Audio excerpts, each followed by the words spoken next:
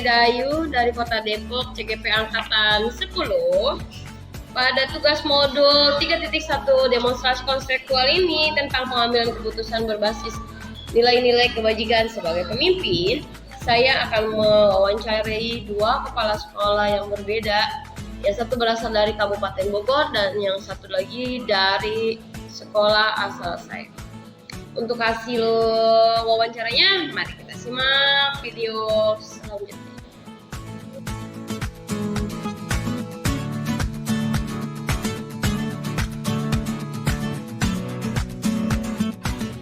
Assalamualaikum warahmatullahi wabarakatuh. Bertemu lagi dengan saya Ida Ayu dari SDN Petronas Global Kota Depok, CGP Angkatan 10 Kota Depok. Hari ini saya akan mewawancarai Bapak Kepala Sekolah SDN Pangaur 2 dari Kecamatan Jasinga, Kabupaten Bogor, Bapak Umar MPD. Selamat siang Bapak. Terima kasih atas waktunya. Mohon izin saya untuk mewawancarai Bapak terkait dengan Bapak sebagai kepala sekolah di sekolah yang Bapak pimpin sendiri. Bisa kita mulai, Pak? Baik, pertanyaan yang pertama, selama Bapak menjabat sebagai kepala sekolah, bagaimana Bapak mengidentifikasi kasus-kasus di sekolah yang terjadi yang merupakan dilema etika atau wujudan moral? Contohnya seperti apa ya Pak? Dilema kasus Dilema etika dari guru. Boleh keseharian, apakah itu siswa atau guru yang Bapak harus memutuskan keputusan, Bapak merasa dilema etika atau moral? Pernah terjadi Pak? Pernah itu. Bahkan yang baru-baru ini terjadi. Salah satu contohnya ada salah satu siswa yang baru masuk pindahan. Nah, di situ orang tuanya menyampaikan bahwa anaknya itu harus mendapatkan perhatian penuh. Satu di antaranya itu. Nah, perhatian penuh di sini karena orang tua tersebut mengatakan bahwa dia itu harus mendapatkan bimbingan yang khusus gitu. Sehingga saya sendiri sebagai kepala sekolah secara pribadi yang namanya sekolah itu kalaupun berkebutuhan khusus tidak ada kata untuk menolak, menerima siswa tersebut. Dalam artian kami pun bagaimanapun harus menerima itu. Walaupun secara tidak langsung sebenarnya sekolah tersebut mungkin bukan sekolah SLB atau yang lain. Inklusi dia menyatakan seperti itu.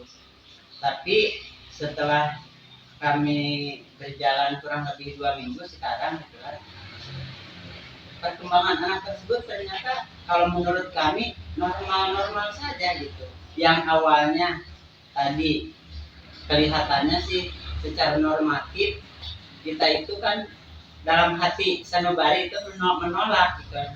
Tapi kenyataan kami kan tidak bisa begitu. Harus berusaha, kami adalah tugas kami untuk berusaha memberikan pelayanan yang terbaik gitu. Secara normatifnya seperti itu diantaranya gitu. Baik, dilema antara diterima atau tidak. Diterima atau tidak gitu. Sementara kan kita walaupun bagaimana itu harus kita memberikan pelayanan gitu. Harus menerimanya gitu. Karena di wilayah Jasinga belum ada yang namanya sekolah inklusi yang khusus, sehingga kami juga berusaha untuk menerimanya. Baik, dilema di mana harus menerima siswa tersebut dan dilema bahwa guru-guru di sekolah belum mumpuni untuk pendidikan inklusi. Baik, itu tantangan besar ya Pak ya? Tantangan besar. Bahkan sekarang kemarin kami juga sudah berusaha ke guru yang menangani karena itu kelas 3 gitu kan. Kelas 3 minta apakah ada perkembangan selanjutnya. Dan alhamdulillah walaupun bagaimana itu ada progresnya gitu kan. Orang tua emang tidak mengharapkan kami tidak mengharapkan misalkan anaknya kami harus pintar yang jelas, bisa aja dulu katanya mengikuti. Oh. Ada lagi Bapak? Ada lagi satu lagi, cuman mungkin satu hal dari segi normatif kelihatannya siswa tersebut kalau misalkan gurunya keluar ikut juga keluar gitu, mengikuti gurunya gitu, sampai ke kantor. Di sana juga kami selalu tanya, kan namanya Kenji gitu, Kenji gimana belajarnya sekarang? Enak sama Bu Sri gitu, gitu, seperti itu. Walaupun guru tersebut juga dengan segala mungkin ada keluhan-keluhan, tapi ini tanggung jawab kita untuk berusaha untuk mendewaskan anak-anak dan juga memberikan pembelajaran kepada yang lebih baik lah, sekemampuan kita gitu kan. Oke, baik, berarti anak itu nyaman sama guru itu Ya, dan guru itu alhamdulillah. memberi feedback yang baik. Pertanyaan nomor 2, bagaimana Bapak menjalankan pengambilan keputusan di sekolah, terutama untuk kasus-kasus di mana ada dua kepentingan yang sama-sama benar atau sama-sama mengandung nilai kebajikan? Alhamdulillah untuk pengambilan keputusan apabila ada permasalahan-permasalahan, kami tidak mengambil keputusan sendiri, tapi berusaha untuk demokratis dan juga membawa semua guru diajak bicara. Dan keputusan tersebut berarti keputusan kita sama-sama, bukan keputusan dari satu pihak. Walaupun nanti yang menentukan itu kebijakan adalah kepala sekolah, tapi saya tidak merasa bahwa saya yang paling benar. Kalau misalkan toh keputusan itu yang kita ambil adalah keputusan betul-betul keputusan kita bersama. Salah satu contohnya ketika kami mau menentukan yang ending, satu di antaranya kami tidak bisa menentukan satu orang ini dua orangnya. Kami berusaha untuk ngobrol dulu dengan yang lain, bermusyawarah dulu dengan yang lain. Hasilnya di hasil musyawarah tersebut kita baru ambil keputusan. Walaupun keputusan tersebut bukan mungkin lagi diserahkan kepada kepala sekolah, kepada saya sebagai kepala sekolah. Tapi tetap kami selalu bertanya, apalagi di sana ada yang guru yang senior yang lebih usianya di atas saya sendiri gitu kan. Jadi kami tetap menghargai itu, bertanya. Kami tidak berusaha untuk mengambil keputusan sendiri gitu. Oke, baik, berarti Bapak melibatkan semua pihak di sekolah ya Pak, termasuk guru-guru. Ya. Baik, pertanyaan selanjutnya Pak, langkah-langkah atau prosedur seperti apa saja yang biasanya Bapak lakukan selama ini dalam mengambil keputusan? Untuk mengambil keputusan, kami tadi sudah menyatakan bahwa kami sudah berkomitmen apabila ada pengambilan keputusan atau mau mengambil suatu keputusan, tetap kami tadi sudah dikatakan di awal bahwa kami berusaha untuk mengumpulkan informasi tersebut khususnya dari guru-guru gitu kan, karena di antara kami mungkin ada yang dituakan 2 orang, jadi tetap kami berusaha untuk memandang bahwa orang tersebut gitu ya yang lebih dewasa gitu kan. Walaupun dari segi mungkin dari sejarah struktural kami sebagai pimpinan, tapi tetap kami menghargai. Jadi kami berusaha mengumpulkan data-data atau informasi dari guru-guru. Bahkan kalau misalkan itu menyangkut masalah dengan masyarakat, satu di antaranya misalkan kami selalu melibatkan komite gitu, dan informasi itu kami tampung, kami musyawarahkan dan kami ambil keputusannya gitu. Oke, berarti menganalisis dulu ya Pak ya, menganalisis semua permasalahan, Ya. selalu melibatkan orang-orang yang dituakan, dianggap perlu, ya, gitu kan. ya. Bahkan kalau misalkan kita secara jauhnya kita berkonsultasi dengan pihak yang lebih atas, terutama para pengawas bina gitu kan diantaranya, atau para pemilik sendais gitu diantaranya. Oke, selalu melibatkan banyak orang untuk orang. baik. Tapi tidak bukan Bapak sendiri yang harus Iya. mengambil keputusan itu. Baik. Oke, pertanyaan selanjutnya Pak. Hal-hal apa saja yang selama ini Bapak anggap efektif dalam mengambil keputusan pada kasus-kasus dilema etika? Ada pengalaman khusus dalam itu? Gimana langkahnya? Langkah yang kami lakukan, yang pertama, informasi-informasi yang sudah diterima itu kami analisa. Nah, kemudian dari hasil analisa tersebut, kira-kira mana yang akan didahulukan, gitu kan, yang jadi prioritas yang diambil, gitu kan. Informasi-informasi tersebut kami berusaha untuk memilah-milah, kira-kira ini informasi ini benar atau tidak gitu, sehingga kami bisa menentukan keputusannya secara bersama-sama juga gitu kan, keputusannya. Jadi hasil analisa kami sampaikan juga kepada rekan-rekan, ini loh hasilnya gitu kan, sehingga nanti pengambilan keputusannya juga bersama-sama juga gitu. Oh baik. Baik, pertanyaan yang nomor 5. Hal-hal apa saja yang selama ini merupakan tantangan dalam mengambil keputusan pada kasus-kasus dilema etika? Untuk Banyak tantangan kalau banyak misalnya di tantangan, kampung ya Pak? banyak. Untuk tantangan yang kami hadapi ketika salah satu diantaranya ketika anak mau mengikuti ANBK, ternyata anak tersebut Berarti kelas 5 ya? kelas 5, anak tersebut setelah kami cek dari 30 orang itu 1 orang nggak ada, dan kami cek ternyata yang sudah biasa tidak masuk gitu kan, udah sering gitu tidak masuk, dan kami itu berusaha untuk menjemput anak tersebut ke rumahnya, dan alhamdulillah dengan bujukan kami, karena orang tuanya juga sudah menyampaikan, silahkan lihat di tempat tidurnya sendiri, kami tunggu gitu, sampai kami bujuk kurang lebih setengah jam. Anaknya masih tidur? Anak masih tidur, tunggu sampai mandi, sampai berpakaian, dan alhamdulillah kami bawa gitu.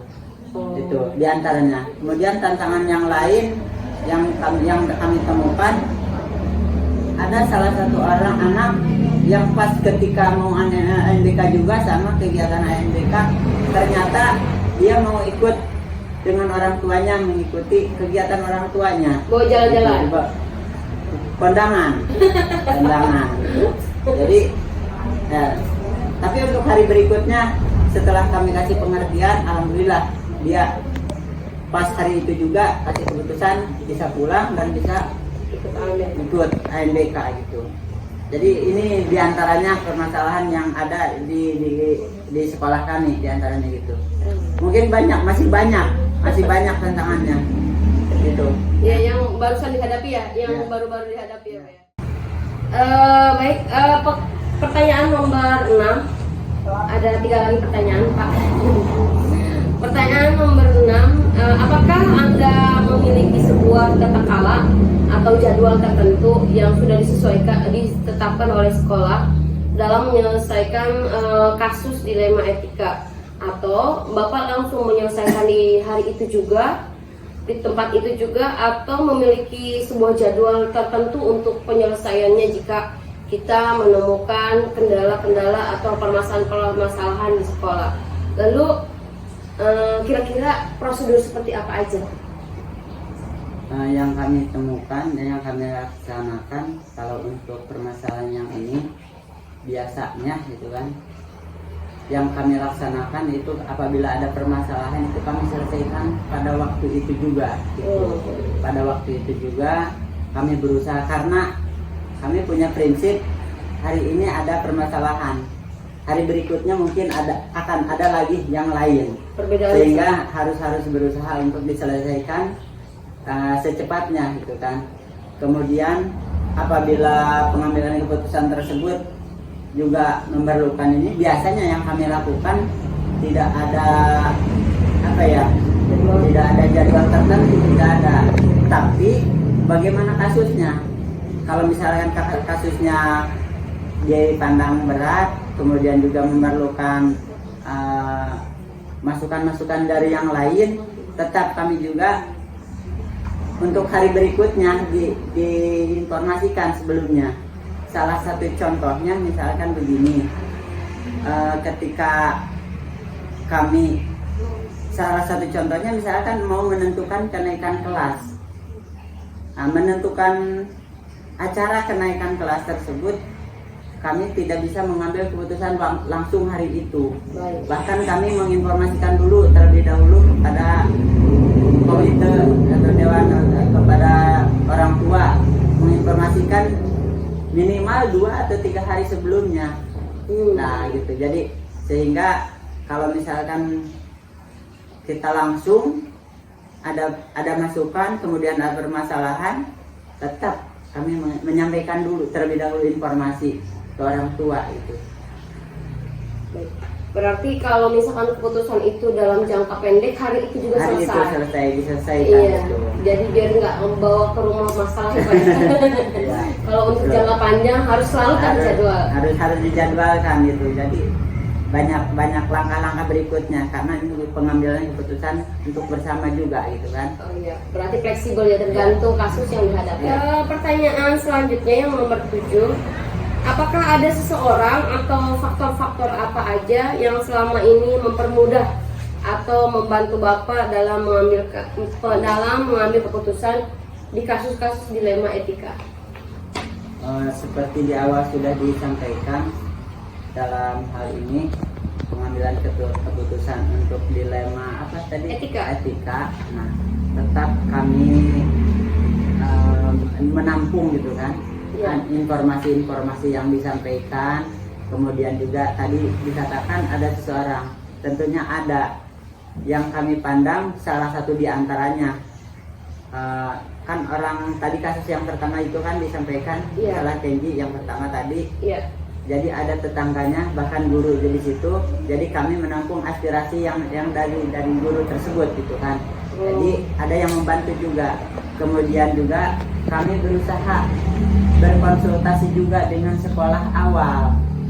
Dengan sekolah awal, dia sebelum ke sekolah yang sekarang di Pangor 2. Jadi kami mengumpulkan informasi-informasi tersebut. Bahkan kami juga ngobrol dengan salah seorang guru yang dituakan tadi.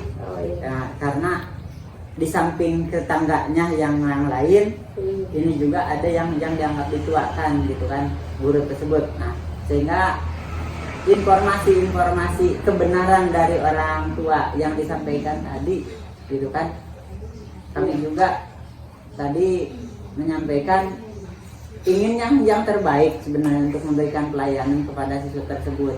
Nah, informasi yang disampaikan dari tetangganya, terutama guru yang ada di situ, Bu Dewi, kemudian juga Pak Maman, Bu Raswini, itu juga sama. Kami tampung, kemudian kami ajak sama-sama.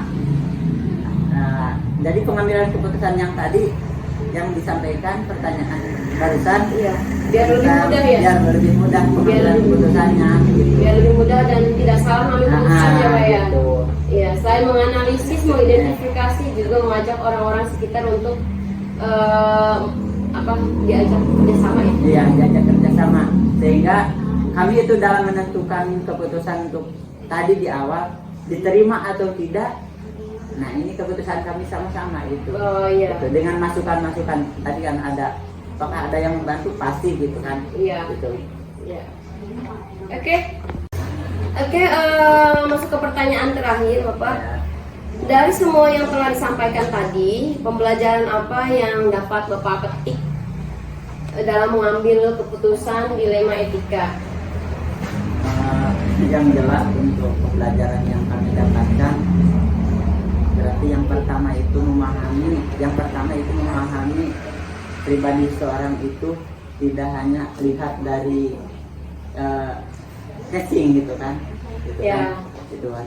Sehingga kalau misalkan kita sudah mendalami, tahu gitu kan. Jadi pembelajaran hidup lah, jadi pembelajaran hidup. Yang pertama, yang kedua, kami juga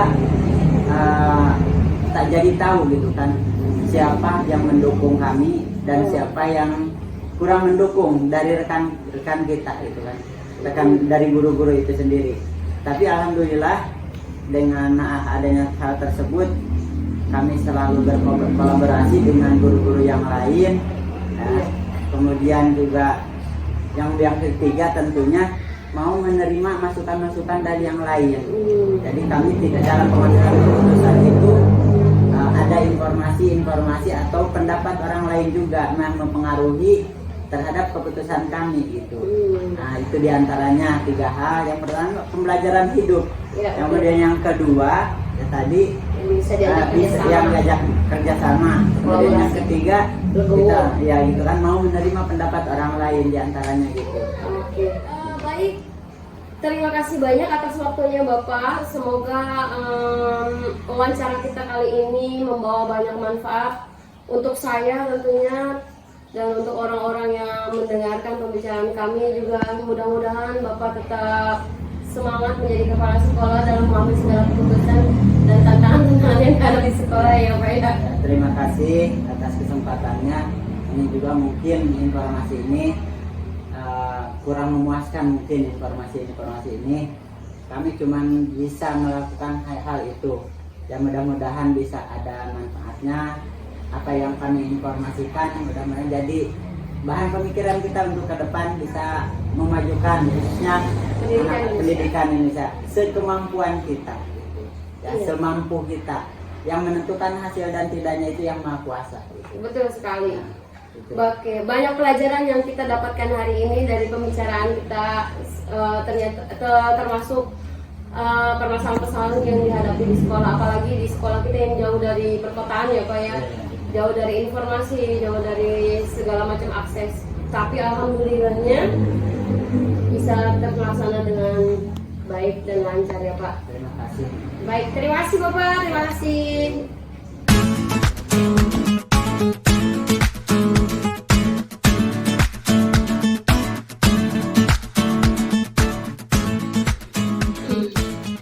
Assalamualaikum warahmatullahi wabarakatuh. Waalaikumsalam warahmatullahi wabarakatuh. Saya Dayu dari Kota Depok. Hari ini berkesempatan untuk mewawancarai Bapak Kepala Sekolah saya sendiri, Bapak Taufikur Rahman. Sebelumnya terima kasih banyak atas waktunya Bapak sudah meluangkan waktu buat saya mewawancarai Bapak. Mohon izin, ada beberapa pertanyaan yang ingin saya tanyakan ke Bapak. Oke, silahkan. Baik. Kita mulai aja ya Pak. Pertanyaan yang pertama, sebagai Bapak menjadi kepala sekolah, bagaimana cara Bapak mengidentifikasi kasus-kasus yang merupakan dilema etika atau bujukan moral? Oke, baik, terima kasih Ibu Ida. Jadi saya akan menjawab pertanyaan-pertanyaan dari Ibu Ida. Dari pertanyaan pertama tentang mengidentifikasi apa tadi? Kasus yang merupakan dilema etika. Kasus dilema etika atau bujukan moral. Ya. Jadi di sekolah tunas global dibiasakan apabila ada kasus atau case-case atau ada hal-hal apapun yang menjadi concern orang tua, terlebih dahulu dikumpulkan informasi yang lengkap kepada dari semua pihak yang terlibat. Apakah itu siswa, apakah itu guru, apakah itu orang tua siswa, atau pihak-pihak warga sekolah lain yang terlibat. Jadi yang pertama, bagaimana mengidentifikasinya, kami diawali dengan mengumpulkan informasi secara menyeluruh kepada semua warga sekolah yang terlibat. Lalu yang kedua, setelah didapatkan informasi yang lengkap, maka nanti dikembalikan kepada aturan-aturan yang berlaku di sekolah, baik itu tata tertib sekolah, baik itu kode etik guru. Jadi kami dikembalikan kepada aturan-aturan. Nah nanti setelah itu baru nanti kita diputuskan setelah melihat secara utuh dan merujuk kepada aturan yang sudah diatur oleh sekolah. Demikian Ibu Ida. Oh, baik. Selanjutnya, pertanyaan selanjutnya nomor 2. Bagaimana Bapak menjalankan pengambilan keputusan sekolah terutama ketika menghadapi kasus-kasus ada dua kepentingan yang sama-sama benar atau sama-sama mengandung nilai kebajikan. Kira-kira seperti apa keputusannya, Pak? Oke, ini juga sering ditemui di sekolah ketika ada sebuah kasus, itu ada dua pihak yang memiliki argumentasi sendiri. Yang pihak satu argumentasinya ada benarnya, lalu di pihak lain argumentasi ada benarnya. Nah, sekolah itu kan merupakan pusat keteladanan, jadi yang digunakan adalah nanti hasil keputusannya adalah keputusan bersama, jadi bukan keputusan satu pihak ya. Jadi nanti sebisa mungkin kita rangkul semuanya, kita terlebih dahulu diberikan pemahaman tentang fungsi sekolah. Lalu yang kedua, kita utamakan kepentingan anak-anak juga, siswa terutama ya. Nah, nanti keputusan yang diambil itu adalah keputusan bersama.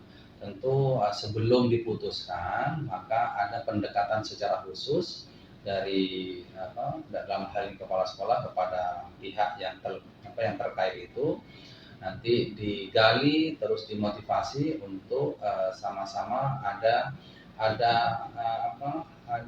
kepentingan yang bersama yang dipegang gitu ya. Jadi tidak kekeh dengan argumentasinya masing-masing. Jadi ketika sudah dalam hal yang sama-sama benar, maka untuk yang pengambilan keputusan diarahkan kepada kebijaksanaan dan keteladanan dan dibawa sama-sama untuk menjunjung kepentingan bersama. Seperti itu, Ibu Ida. Oke, baik. Jadi dikembalikan lagi ke semuanya. Ya, keputusan bersama ya. Baik. Oke, pertanyaan selanjutnya yang nomor 3. Dari pengambilan keputusan tadi sebelumnya, biasanya langkah-langkah apa aja yang diambil atau yang dilakukan selama ini? Oke, kami ada prosedur di sekolah Tunas Global ini. Yang pertama, apabila ini suatu contoh ya, karena ini harus ada contohnya ya. Kalau ada kasus di kelas, maka yang pertama kali menyelesaikan adalah guru kelas itu sendiri ya. Jadi sekolah memberikan kewenangan penuh kepada guru kelas untuk menyelesaikan masalah itu. Nah, apabila guru kelas belum berhasil menyelesaikan dan diperlukan intervensi dari kepala sekolah, maka setelah itu kepala sekolah akan membantu menyelesaikan permasalahan itu. Itu prosedur yang tahap kedua. Kalau nanti diperlukan intervensi tambahan atau pendapat dari ahli, seperti misalnya psikolog sekolah, maka juga akan dilibatkan psikolog sekolah. Jadi ada penyelesaian berjenjang untuk ini untuk menghormati kewenangan yang dimiliki oleh masing-masing jenjang tadi. Jadi guru kelas terlebih dahulu menyelesaikan, lalu yang kedua ada intervensi dari kepala sekolah kalau belum selesai. Kalau diperlukan dalam pengambilan keputusan pihak ahli, pihak support, maka nanti dilengkapi dulu dengan informasi dari tenaga ahli yang kebetulan di sekolah Tunas Global ada. Seperti itu. Oke, baik. Pertanyaan selanjutnya nomor 4. Hal-hal apa saja yang selama ini Bapak anggap efektif dalam mengambil keputusan pada kasus-kasus seperti itu yang dilema etika? Oke, yang pertama ini harus dibuatkan dulu aturan mainnya ya. Jadi aturan main itu dibuat berupa SOP atau berupa ketentuan-ketentuan dan aturan. Lalu hal-hal tersebut itu disosialisasikan di awal tahun pelajaran, disosialisasikan ke orang tua, disosialisasikan ke guru, disosialisasikan ke siswa. Jadi hal-hal yang sangat penting adalah dibuatkan terlebih dahulu ketentuan-ketentuan dan aturan-aturan yang menjadi pegangan kita bersama. Itu yang paling efektif. Terus yang kedua, saling memberikan respek kepada masing-masing warga sekolah. Jadi kita memberikan respek kepada orang tua, memberikan respek kepada guru, respek kepada siswa, dan respek kepada rekan atau teman sejawat ya. Jadi saya kira itu yang sangat efektif untuk selama ini. Oke, baik. Lalu selanjutnya yang nomor 5, hal-hal apa saja yang selama ini merupakan tantangan dalam mengambil keputusan pada kasus-kasus tersebut? Tantangannya adalah kita sebagai pendidik ya, jadi tantangannya adalah kita harus berpijak kepada aturannya, konsistensi ya. Jadi tantangannya adalah konsistensi keputusan. Jadi kalau sudah aturan disepakati, aturan sudah disosialisasikan, maka kita harus komitmen ya. Jadi tantangannya adalah pada konsistensi kita untuk melakukan atau untuk mengimplementasikan komitmen yang sudah disepakati. Itu tantangannya yang saya kira paling berat ya. Jadi konsisten kita untuk berpegang pada aturan main yang berlaku. Apakah Bapak memiliki sebuah tata cara atau jadwal tertentu dalam menyelesaikan kasus dilema etika? Atau Bapak menyelesaikan secara langsung di tempat? Atau memiliki sebuah jadwal untuk menyelesaikannya? Kira-kira seperti apa? Aturannya kan begini ya, jadi ada evaluasi rutin yang dilakukan oleh kepala sekolah. Evaluasi itu baik evaluasi harian, ada evaluasi mingguan, lalu nanti ada evaluasi term ya. Jadi untuk itu mengevaluasi. Pada saat mengevaluasi itu kita menjadi tahu apa-apa yang terjadi secara langsung ya, dari guru, dari koordinator ataupun wakilnya. Terus yang kedua, apabila nanti ada kasus atau case-case tertentu, maka seketika itu harus memang diselesaikan ya, tapi tetap mengacu kepada aturan. Jadi sifatnya evaluasi itu tidak, penyelesaian itu tidak ada dua. Yang pertama kita pencegahan ya, pencegahan itu melalui evaluasi secara rutin. Yang kedua adalah evaluasi dan monitoring secara rutin. Yang kedua adalah apabila ada kasus insidentil ya, yang di luar perencanaan, di luar dugaan, itu diselesaikan dengan mengacu kepada aturan yang disepakati. Gitu. Oh, berarti hari itu tergantung dari case yang dihadapi ya Pak? Ya. Baik, selanjutnya, adakah seseorang atau faktor-faktor yang selama ini mempermudah atau membantu Bapak dalam mengambil keputusan pada kasus-kasus tersebut? Ya, selama ini saya terbantu dengan adanya struktur ya atau perangkat sekolah ya. Di sini kan ada perangkatnya, ada wakil kepala sekolah, ada koordinator guru, lalu juga ada koordinator kegiatan-kegiatan tertentu. Nah, terus juga ada semacam korlas ya, koordinator kelas, yaitu dalam ini kita sebutnya WOTK ya, wali orang tua kelas. Lalu ada psikolog sekolah, terus ada bidang pendidikan yayasan. Nah, jadi semua itu sangat penting bagi kepala sekolah untuk membantu dalam hal menjalankan operasional KBM di sekolah ya. Jadi ketika ada case, maka pihak-pihak tersebut sangat dilibatkan disesuaikan dengan kewenangan. Gitu. Baik, pertanyaan yang terakhir Bapak. Dari semua yang sudah Bapak sampaikan barusan, lalu pembelajaran apa yang bisa saya petik atau saya dari pengalaman-pengalaman yang dalam mengambil keputusan tersebut? Yang pertama harus dipahami bahwa sekolah itu adalah pusat keteladanan untuk semua hal. Jadi pastikan siapapun yang bekerja di sekolah harus menjadi teladan yang baik. Selalu memantaskan diri kita untuk menjadi contoh yang baik, contoh bagi siswa, contoh bagi rekan kerja dan kesemuanya. Jadi sehingga ketika ada masalah etika itu kan nanti akan beririsan dengan masalah keteladanannya, masalah kode etik dan segala macam.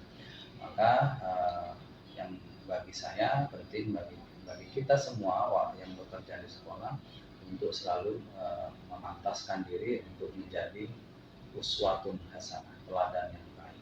Terima kasih Bapak atas waktunya. Semoga apa yang Bapak sampaikan ke saya itu adalah banyak hikmah ya, dan banyak pembelajaran yang saya dapatkan hari ini terkait dengan pengambilan keputusan sebagai seorang pimpinan.